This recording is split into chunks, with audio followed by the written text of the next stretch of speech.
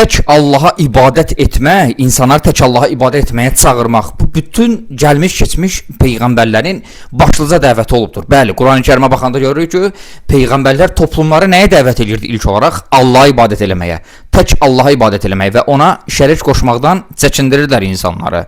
Məsələn, peyğəmbərlər gəlib toplumları nə edirdilər? Tək Allaha ibadət eləməyə çağırırlar. Yəni insanları bütlərdən çəkindirirdilər. İnsanları digər ibadət etdiyi şeylərdən çəkindirirdilər və insanlara çatdırırdılar ki, sizin Rəbbiniz tək olan Allahdır və ona ibadət edin. Və bu dəvət də peyğəmbərlərin etdiyi bu dəvət toplumlara ağır gəlirdi, insanlara ağır gəlirdi və bu dəvətə görə peyğəmbərlərlə açıq-aşkar düşmənçilik edirdilər. Hətta buna görə nə qədər o peyğəmbərləri öldürüblər, peyğəmbərlərə qarşı düşmənçilik ediblər, istehza edirdilər, lağ edirdilər, adlar qoyurdular, ləqəblər qoyurdular. Çünki bu dəvət insanlara ağır gəlirdi. Peyğəmbərlər insanları illərlə ibadət etdiyi şeylərdən çəkindirirdilər, Allaha çağırırdılar.